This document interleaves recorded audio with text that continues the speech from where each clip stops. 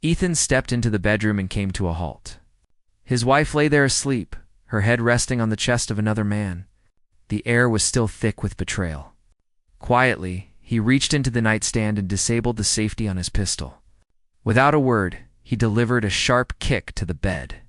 The man jerked awake, fear flashing his eyes. But before he could react, Ethan's fist crashed into his jaw, dropping him instantly. Clara screamed, clutching the sheets around her.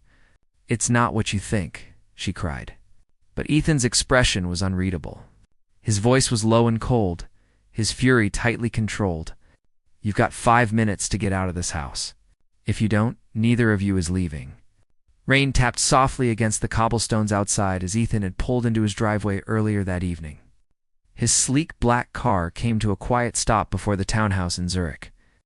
Once a home filled with joy, now only a reminder of everything that had gone wrong.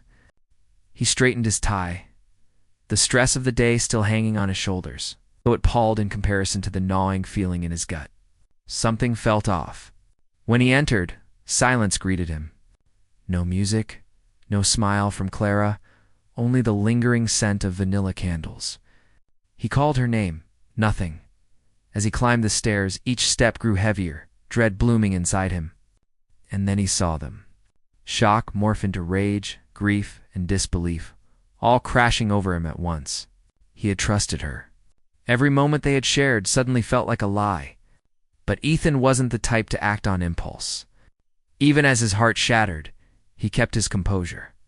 He retrieved his gun and prepared for a confrontation. After forcing the man out and rejecting Clara's desperate pleas, he told her to leave. "You made your choice," he said, not looking back as she gathered her things. The days that followed were a blur of sleepless nights and burning questions. But Ethan wasn't just a heartbroken husband. He was a strategist, a master of patience and planning. He redirected his pain into a cold, calculated mission: retribution. He began with the man Lucas Reinhardt, a low-level salesman with more ambition than talent and a trail of indiscretions behind him. Ethan hired a private investigator and quickly unearthed a trove of dirt, debts, underhanded deals, and another mistress. Then came Clara. Despite her betrayal, Ethan knew her well. She'd always been drawn to dramatic apologies and nostalgic gestures. Slowly, he began to reel her back in. Thoughtful notes, unexpected flowers, and promises of redemption. The mask of forgiveness suited him well. Eventually, she caved. During an intimate dinner, Ethan presented her with a box. Inside the diamond necklace she once adored, her eyes welled with tears. "You really mean this?" she asked. Ethan offered a warm smile. "We deserve another chance." But what Clara didn't know was that Ethan's revenge was unfolding with every passing moment. Every kind word and thoughtful gesture was another step in a meticulously designed downfall. He said nothing of what came next.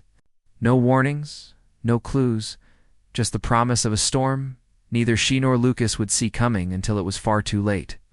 Ethan had been quietly laying the groundwork for months.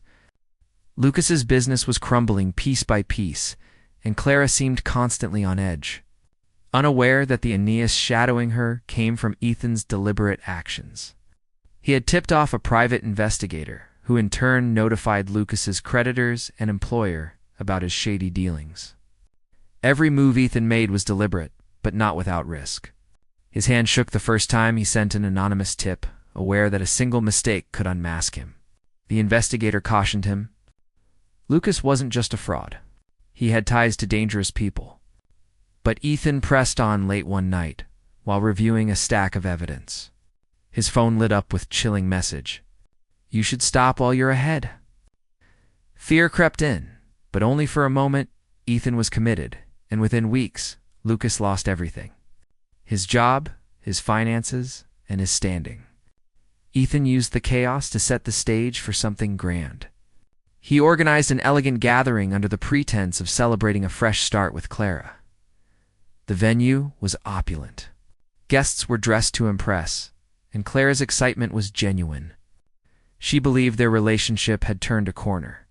As the evening reached its peak, Ethan took the microphone. His hands were damp and his pulse raced as he looked out over the sea of familiar faces. Clara sat up front, her smile glowing with hope.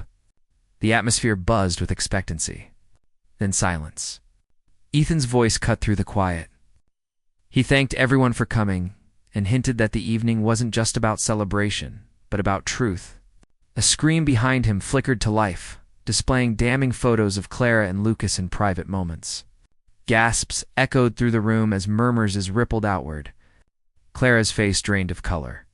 Ethan stood firm, his voice steady. He thanked her for the lessons in betrayal and turned to the guests once more. Closing the night with a simple farewell, he walked off stage as Clara sat frozen, her reputation unraveling before her. In the weeks that followed, Ethan filed for divorce. He liquidated their share at home, donating Clara's treasure designer wardrobe to charity. The profits helped launch a mentorship program for up-and-coming entrepreneurs, something Ethan had long dreamed of doing. Clara tried reaching out, her messages ignored, her calls blocked. Desperate, she appeared uninvited at his workplace, sobbing and clutching a handwritten letter. When he refused to see her, she tried a new tactic, spreading rumors among their friends, suggesting he had been the one to cheat. But the damage had been done, and no one bought into her story. Lucas, meanwhile, faded into the background, disgraced and forgotten. But Ethan wasn't finished. Knowing how much Clara treasured her rare art collection, he used the divorce proceedings to have the pieces seized and auctioned. Funneling the funds directly into his program, Clara lost her job shortly after. Thanks to anonymous tips Ethan sent to her employer, an internal probe confirmed suspicions about her behavior, and the fallout was swift. With every attempt to regain control, Clara only sank deeper. Her once flawless image now lay in ruins. Alone and without allies, she was a shell of who she'd once been. Ethan, on the other hand, rebuilt from the ground up. He poured himself into his work, into helping others, and into becoming the person he wanted to be. Standing on the balcony of his new high-rise apartment, city lights sprawling before him, he finally felt something he hadn't in a long time: peace. This wasn't about revenge anymore. It was about reclaiming power, finding closure, and rising from devastation. Sometimes the deepest wounds teach us the most about resilience. And in the end, Ethan learned that freedom doesn't come from hurting others. It comes from letting go. If this story resonated with you, consider giving it a like and subscribing to Lauren's story. By joining us, you become part of a community that values raw, emotional storytelling. Hit the notification bell so you never miss the next chapter. Let's keep exploring these powerful journeys together.